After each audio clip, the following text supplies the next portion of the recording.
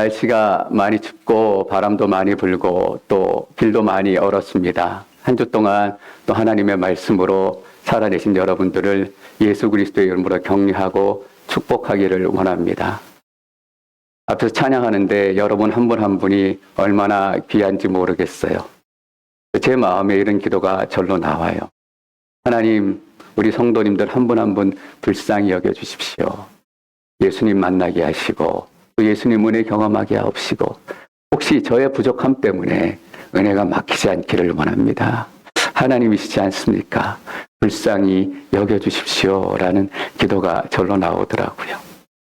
이 하나님의 위로가 이 말씀을 통해 오늘 여러분 가운데 임하게 되실 줄 믿습니다. 히브리서 11장 31절 말씀 함께 읽겠습니다. 31절 시작. 믿음으로 창녀 라합은 정탐꾼들을 평안히 맞아들여 불순종한 사람들과 함께 죽지 않았습니다.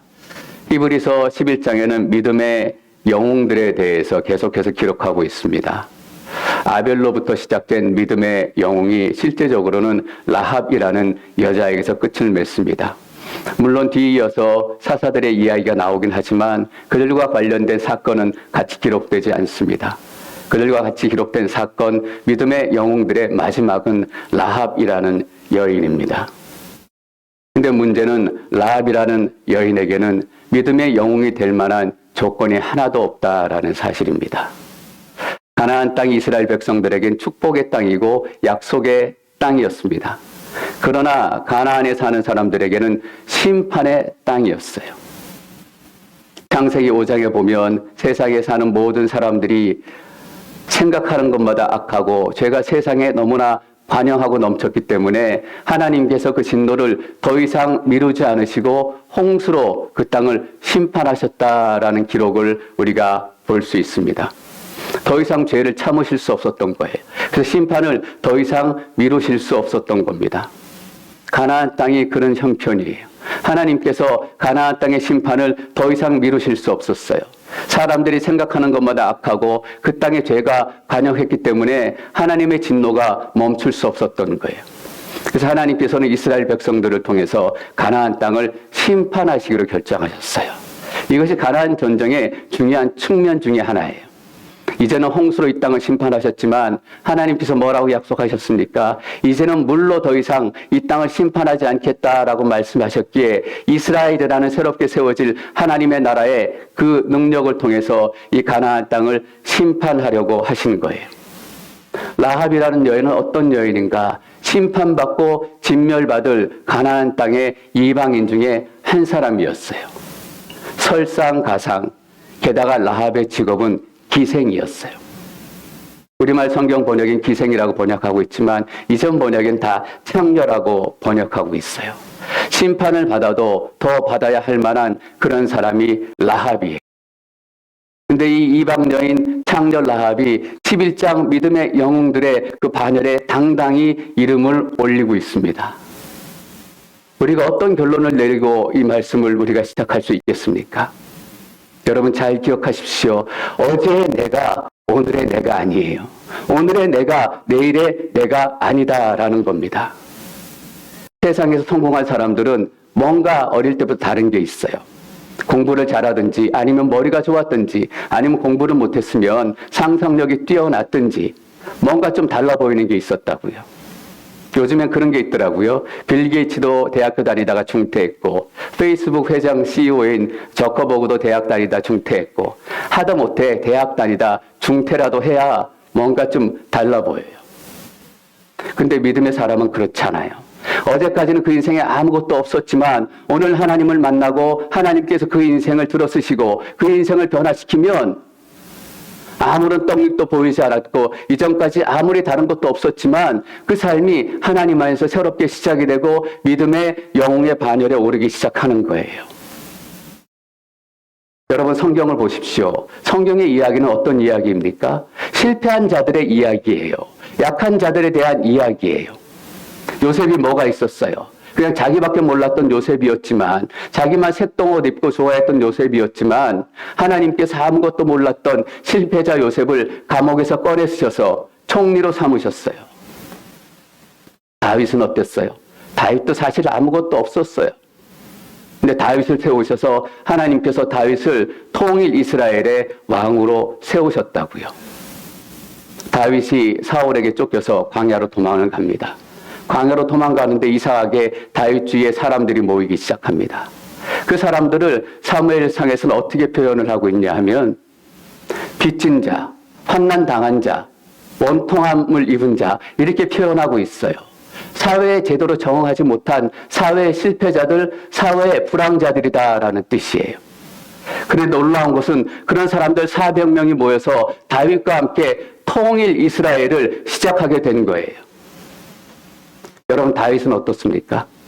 다윗은 자기의 욕망 때문에 자기의 그렇게 충성했던 우리아라는 그 충성스러운 장군을 칼로 죽이고 그 아내를 빼앗아 와요. 그래서 자기의 욕망을 채워요. 이렇게 파렴치한 사람이 어디 있을까? 이렇게 천벌을 받아야 될 사람이 어디 있을까? 근데 성경은 놀랍게도 다윗을 위대한 믿음의 사람이다라고 얘기합니다. 어떻게 다윗이 위대한 믿음의 사람이 될 수 있을까? 다윗을 보면 답이 안 나온다고요. 다윗이 왜 위대한 믿음의 사람이 될 수 있을까? 다윗 뒤에 있었던, 다윗을 들어 사용하셨던 하나님께서 위대한 하나님이셨기 때문에 우리가 다윗을 위대하다라고 얘기할 수 있는 거예요. 여러분, 그래서 성경을 읽으면 어떤 변화가 나타나는 줄 아세요? 성경을 읽으면 읽을수록 우리는 실패자의 스토리에서 하나님에게로 초점이 옮겨지게 돼요. 사람에게 눈을 맞추고 사람을 보기 시작하면 성경이 이해가 되지 않는다고요. 이 사람이 뭐가 잘났기에, 이 사람이 뭐가 뛰어난 게 있기에 하나님께 이 사람을 들어쓰셔서 위대한 사람으로 만드셨을까? 그런데 성경을 읽으면 자꾸 우리의 눈이 하나님으로 향하기 시작하는 거예요. 그러나 말씀에서 눈이 멀어지고 말씀에서 마음이 멀어지기 시작하면 내가 기도했는데, 내가 헌금했는데, 내가 봉사했는데, 내가 자꾸 튀어나와서 내가 큰 소리치기 시작하는 거예요. 우리에게 집중하기 시작하잖아요. 우리는 여지없이 실패자일 뿐이에요. 우리는 여지없이 사회 부적응자일 뿐이에요. 하나님께서는 계속해서 우리의 시각을 하나님께 맞추기를 원하세요. 여러분, 우리의 인생이 변화되어지고 우리의 인생이 바뀌는 것은 그거 하나밖에 없어요. 우리는 떡잎부터 다른 사람도 아니고 다른 사람들과 뭔가 다른 특별한 것이 있는 사람들도 아니에요. 그런데 그런 라합이 어떻게 11장의 믿음의 영웅들 가운데 오를 수 있었는가? 하나님 때문이에요. 여러분, 신앙은 무엇입니까? 믿음은 무엇입니까? 쉽게 말하면 기대하는 거예요. 소망하는 거예요. 바라는 거예요. 소망의 복음을 굳게 잡는 거예요. 왜냐하면 어제 내가 오늘의 내가 아니고 오늘의 내가 내일의 내가 아닐 것이기 때문이에요. 여러분, 어제 모습이 오늘의 내 모습이고 오늘의 내 모습이 또 내일의 모습이고 그 다음날의 모습이다라고 생각하면 우리 마음의 소망이 어디 있겠습니까? 무슨 바람을 가지고 살아가겠어요? 하나님께서 내 인생 가운데 다윗처럼, 아합처럼 위대한 일을 시작하셔서 오늘의 나는 내일의 내가 아니다라는 것을 하나님께서 약속하시기 때문에 우리가 소망의 복음을 붙들고 기대하고 살아갈 수 있는 거잖아요. 여러분, 소망을 가지셔야 해요. 복음 우리에게 소망을 주는 거예요. 내 힘으로 살아가지 않는 거예요. 성령의 사람은 능력의 사람 아닙니다. 성령이 충만한 사람은 무슨 특별한 특기를 가진 사람이 아니에요. 성령의 충만함을 입어서 성령께 나의 모든 것을 다 내어드리는 사람이에요.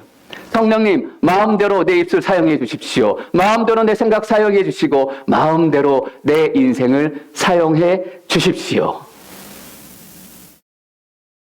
전 여러분들이 여러분의 인생에 대해 하나님 때문에 누구보다 기대하시기를 축원합니다. 2021년 우리가 왜 기대해요? 숫자가 바뀌었기 때문에. 여러분, 무슨 의미가 있습니까? 2021년에 하나님께서 우리에게 행하실 것들 때문에 우리가 기대하기 시작하는 것입니다. 이스라엘 백성들이 가나안 땅 바로 앞에 도착했습니다. 요단강을 건너기 전에 여호수아가 2명의 정탐꾼을 세워서 여리고성에 파송합니다. 가서 여리고 상황이 어떤지, 우리가 전쟁할 만한지 너희가 가서 좀 살펴보면 좋겠다라고 2명을 여리고성에 파송해요. 그리고 2명의 정탐꾼이 어디로 가냐 하면 라합의 집으로 들어갑니다.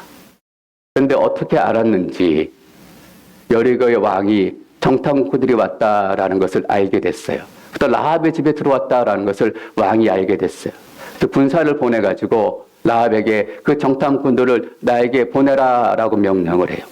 근데 라합은 그 왕을 속이고 들어왔다가 벌써 나갔습니다라고 얘기하고 그 정탐꾼들을 구해주고 살려줘서 돌려보냅니다. 이것이 여호수아 2장의 이야기입니다. 두 명의 정탐꾼의 입장에서 한번 우리가 생각해 보면 좋겠습니다. 이 정탐꾼들의 임무는 무엇이에요? 여호수아가 두 명에 준 것은 여리고성에 가서 여리고성이 어떤지 잘 살펴보고 오라는 거였어요. 근데 웬걸 제대로 살펴보기도 전에 라합의 집에 들어갔다가 발각이 돼서 간신히 살아서 돌아온 것만도 천만다행이에요. 경찰병의 임무를 생각하면, 사람의 일을 생각하면 이들은 실패한 사람이에요. 실패를 경험한 사람들이에요. 여러분, 저는 여러분들이 기억하셨으면 좋겠습니다. 사람의 일은 이렇게 실패할 수 있어요. 그러나 하나님의 일은 절대 실패가 없습니다. 그들은 제대로 정탐하지 못하고 돌아가서 목숨만 간신히 구했지만 하나님께서는 그 두 사람을 통해서 라합을 구원하시는 일들을 계속해서 진행하시는 거예요. 하나님의 뜻은 절대로 굽지 않습니다. 하나님의 계획은 절대로 무너지지 않습니다. 많은 사람이 그랬던 것처럼 어떤 집사님께서 미국에 이민을 오셨어요. 아메리칸 드림을 가지고 미국에 이민 오셔서 새로운 비즈니스도 시작하시고 미국에 새롭게 잘 살아보려고 직장도 그만두고 또 퇴직금도 받고 한국에 있는 것을 다 정리해서 여기 와서 시작을 하셨어요. 아이들도 잘 가르쳐보고 싶고 비즈니스도 새롭게 성공해보고 싶고. 근데 웬걸 비즈니스도 어려워지고 아이들도 어려움이 생기고 여러 가지로 생각한 대로 계획한 대로 되지 않는 거예요. 사람의 일이라면 분명히 실패한 인생이에요. 근데 그 집사님이 그 어려움을 통해서 예수 그리스도를 만나고 구원을 경험하고 하나님이 부르신 사역들을 감당하기 시작한 거예요. 여러분, 사람의 일은 실패해요. 그러나 하나님의 구원의 역사는 절대로 실패하는 일이 없습니다. 그래서 잠언 19장 21절에는 이렇게 기록합니다. 저희가 잠언 19장 21절 말씀 함께 읽겠습니다. 시작. 사람의 마음에는 많은 계획이 있으나 오직 여호와의 뜻만이 이루어진다. 사람의 마음에는 많은 것들을 계획해요. 그러나 오직 여호와의 뜻만이 완전히 서서 이루어지는 거예요. 하나님의 구원의 계획이 이루어지기 위해서는 사람의 계획들은 실패해야 되는 일들이 있어야 되는 거 아세요? 왜냐하면 우리의 계획은 욕심의 계획이기 때문이에요. 우리의 계획은 죄의 계획이기 때문이고 야망의 계획이기 때문이에요. 우리의 계획이 다 성공하면 여러분 슬픈 일이지만 하나님의 구원의 계획이 이루어질 수 없어요. 저도 목회하지만 때론 박재영 목사의 목회 계획도 실패할 때가 있습니다. 그러나 그 실패를 통해서 하나님께서 분명한 구원의 계획을 이루어 가실 줄 믿습니다. 사람의 일은 실패합니다. 그러나 하나님의 계획은 절대로 실패가 없습니다. 두 명의 정탐꾼들이 라합의 집에 우연하게 들어갑니다. 제가 여기서 우연하게 들어갔다, 우연이라는 말 표현을 쓴 이유가 있습니다. 과연 그것이 정말 우연일까라는 질문에 대해 여러분들하고 생각해 보고 싶기 때문이에요. 사랑하는 성도 여러분, 구원에는 절대로 우연이 없습니다. 우연히 구원받는 경우는 절대 없어요. 하나님께서 정탐꾼 두 명을 인도하신 거예요. 라합의 집으로 인도하셨어요. 왜냐하면 라합은 그 많은 심판받고 질면받은 여리고성의 그 많은 사람들 중에 유일하게 구원받은 한 사람인데 하나님께서 그 라합을 위해서 여호수아의 계획을 이렇게 인도하신 거예요. 하나님께서 두 사람을 인도하셔서 라합의 집에 이르게 하시고 라합이 구원받는 역사를 예비하신 거예요. 여러분, 이것을 우리가 뭐라고 얘기해요? 하나님의 섭리라고 얘기합니다. 하나님의 섭리가 그들 가운데 이루어진 거예요. 여호수아 2장 그 전의 내용들 계속해서 읽어보세요. 정탐꾼들이 와서 했던 일이라고는 라합의 집에 숨었다가 도망가는 일밖에 없어요. 그것 때문에 하나님께서는 정탐꾼 두 명을 그 땅 가운데 보내셔서 라합을 만나게 하신 거예요. 여호수아에게는 정탐하는 일들, 이고성이 어떤지 살펴보는 일이 중요한지 몰랐어요. 그러나 하나님에게는 이 선택받은 백성 라합을 구원하는 일이 무엇보다 중요한 일이었어요.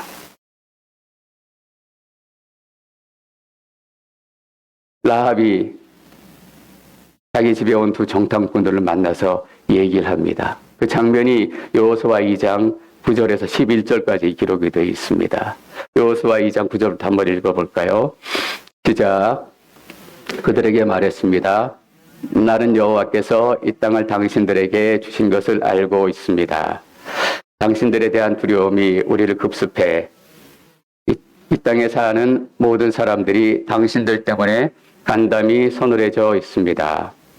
당신들이 이집트에서 나올 때 여호와께서 당신들을 위해 어떻게 홍해물을 말리셨는지, 당신들이 요단강 건너편 아모리 사람의 두 왕 시혼과 옥을 어떻게 진멸시켰는지에 대해 우리가 들었습니다. 우리는 그 소식을 듣자마자 마음이 다 녹아내렸고 당신들 때문에 모두 용기를 잃었습니다. 당신들의 하나님 여호와는 위로는 하늘과 아래는 땅의 하나님이시기 때문입니다. 하나님께서는 상천하지의 하나님이십니다. 옛날 번역에는 상천하지라고 얘기했어요. 위에 하늘의 하나님이시고 땅의 하나님이시다라는 고백이에요. 여러분 이 본문을 잘 읽어보십시오. 이미 라합이 두 정탐꾼을 만나기 전에 라합의 마음은 하나님께 돌아서 있어요. 라합의 마음이 벌써 회심해 있다고요. 하나님께서는 두 정탐꾼을 라합의 집에 인도하실 때 그 정탐꾼의 길도 인도하셨을 뿐만 아니라 그 정탐꾼과 함께 구원의 역사를 이루어 가도록 라합 안에 벌써 믿음의 역사를 시작하셨다라는 겁니다. 그냥 이루어지는 일 아니에요. 구원은 절대로 우연히 이루어지는 일 아닙니다. 여러분 여호와 이레, 구원은 하나님께서 준비하시고 예비하시는 일이에요. 우리의 구원을 생각해 보십시다. 우리의 신앙 성장을 한번 생각해 보자고요. 그냥 이루어진 일이 있어요. 하나님께서 여호와 이레, 제가 왜 목회일을 가게 됐는가? 제가 왜 미국 와서 신학 공부를 하게 되고 앵커리지 옴누리 교회를 와서 사역을 하게 됐는가?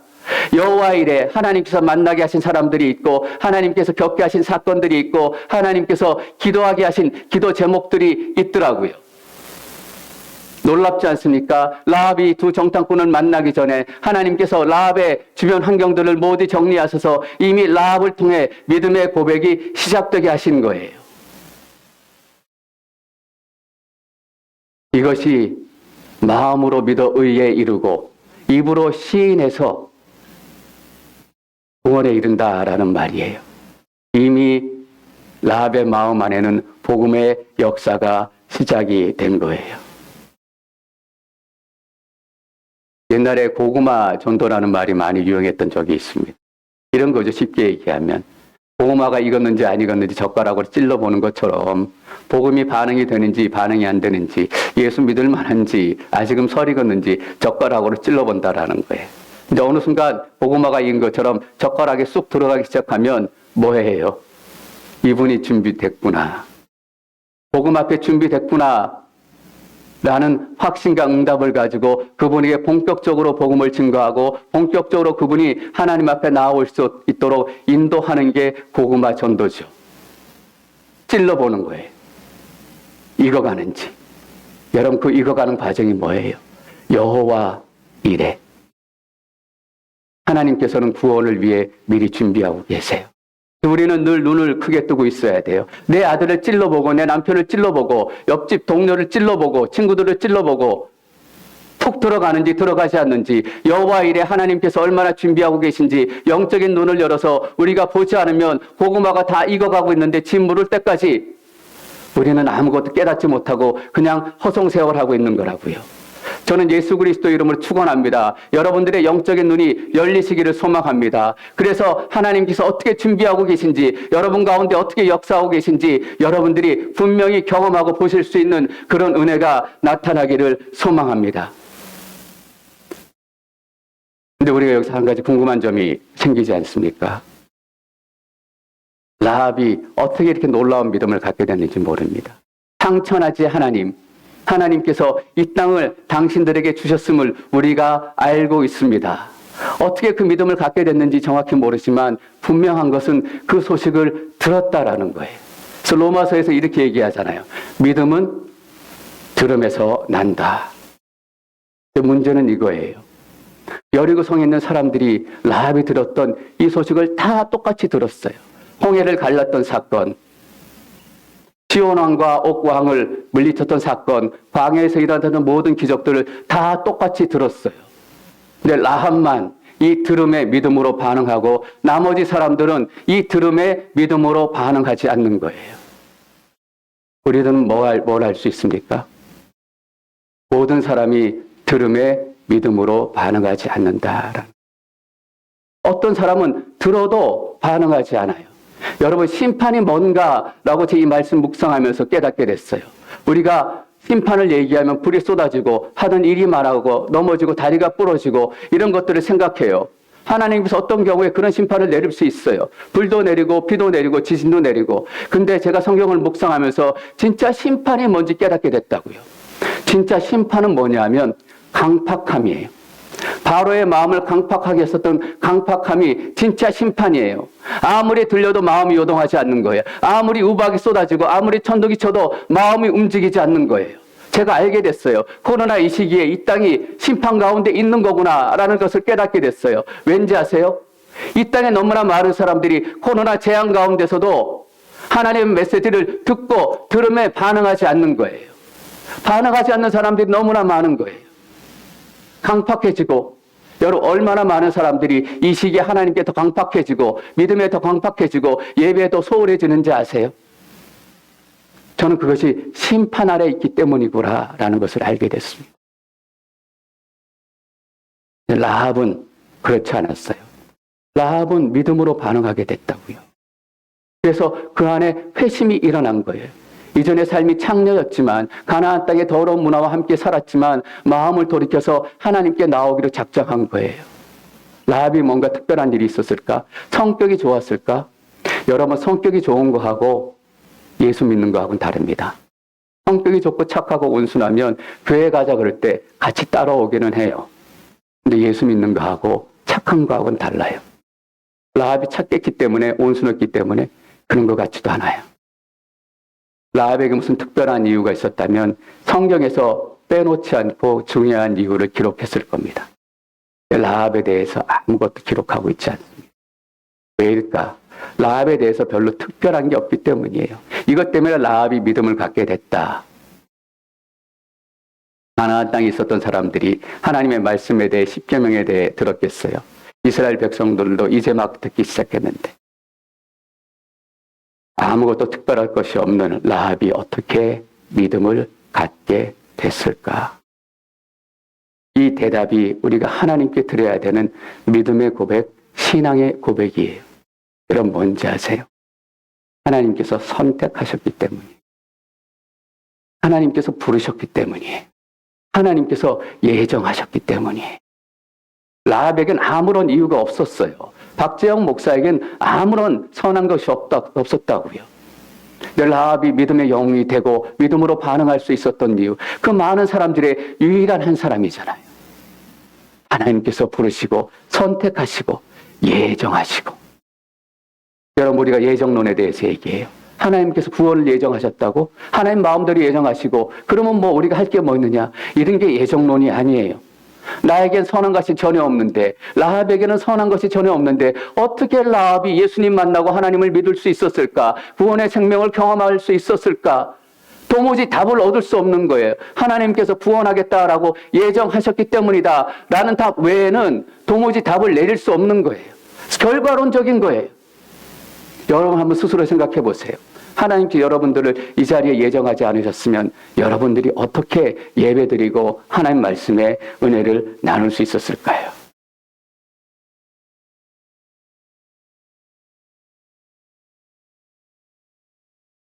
지난주에 이스라엘 백성들이 7일 동안 성을 도니까 이스라엘 성벽이 무너졌습니다. 성벽들이 원래 무너졌다. 성이 어떻게 벽이 쌓여있는지 지금 알 수는 없어요. 성벽들이 마지막 날에 7바퀴 돌고 와 하고 솟으시니까 성벽이 무너졌다라고 분명히 기록했어요. 근데 여러분, 라합의 집이 어디 있었는지 아세요? 성벽 위에 있었다고요. 여호수아 2장 15절 말씀 저희가 같이 읽겠습니다. 2장 15절 시작. 그러자 라합은 창문으로 해서 그들을 밧줄에 달아내렸습니다. 라합의 집이 어디 있어요? 성벽 위에 있어서 성벽 위에 살았던 것입니다. 이스라엘 백성들이 7일 동안 돌고 와 하고 소리치니까 성벽들이 무너졌어요. 우르르 하고. 성벽들은 어떻게 지어졌는지, 성벽들이 어떻게 무너졌는지 우리는 알 수 없어요. 그러나 우리가 분명히 알 수 있는 것은 무엇인가? 성벽들이 무너졌는데 라합의 집이 있었던 그 성벽은 무너지지 않았다는 거예요. 그래서 빨간 줄을 내려놓으니까 이스라엘 군대가 그 줄을 보고 들어가서 라합의 가족들을 다 구원해내는 거예요. 어떻게 이런 일이 일어날 수 있을까? 이스라엘이 와하고 소리 지르니까 여리고 성벽이 다 무너졌는데 라합의 집이 있던 그 성벽만큼은 무너지지 않고 굳건하게 서 있는 거예요. 어떻게 이런 기적이 일어날 수 있지? 어떻게 이런 일이 일어날 수 있지? 말도 안 돼. 여러분, 하나님께서 한 사람을 구원하시기 위해서 말도 안 되는 일을 우리 삶 가운데 일으키신다고요. 우리 이렇게밖에 해석할 수 없는 거예요. 라합을 구원하시기 위해서 하나님께서 그 성벽들이 다 무너진 가운데 라합이 사는 그 성벽들을 굳건하게 붙들어 주셨다. 왜? 라합을 구원하시기 위해서, 라합을 살리시기 위해서. 하나님은 우리의 구원을 위해서 이렇게 일하시는 분이세요. 사람들이 말도 안 되는 일입니다 라는 일도 우리 삶 가운데 일으키시는 분이세요. 여러분, 제 삶 가운데 하나님께서 나를 구원하시기 위해서 얼마나 말도 안 되는 기적들이 일어나는지 아세요? 저를 목사로 부르시기 위해서 얼마나 많은 기적들과 얼마나 많은 기도응답들이 일어난 줄 아세요? 사람들은 제 기도하는 거 응답 보고 에이, 하나님께서 아무리 계셔도 그렇게 기도응답할까? 하나님께서는 나를 구원하시기 위해서 그런 일들을 일으켜셔요. 여러분, 한 사람 한 사람을 구원하기 위해서 하나님께서는 여러분들이 살고 있는 그 인생의 성벽을 무너지지 않도록 붙들고 계신 거예요. 그 성경에 하나님의 예정이라고 나올 때 여러분, 불편해하는 생각 절대로 갖지 마세요. 하나님의 예정이란 건 무슨 뭐냐면 하나님께 예정하셨기 때문에 네가 어디에 있든, 성벽 위에 있든 성벽 아래에 있든, 가난하게 살든 부자로 살든 하나님이 예정하셨기 때문에 너의 구원은 절대로 실패하지 않는다. 사람들이 뭐라고 하든, 사람들의 마음에 어떤 계획이 있더라도 하나님의 계획은 완전하게 선다라는 구원의 확증이자 확인이에요. 다시 말하면 예정은 은혜예요.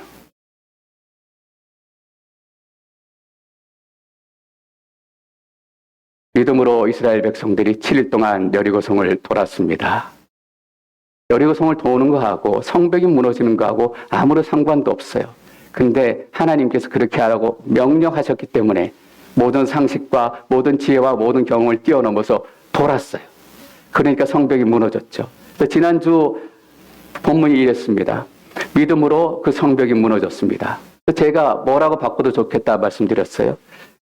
순종으로 그 성벽이 무너졌습니다. 여리고 성벽은 이스라엘 백성들의 순종으로 무너진 거예요.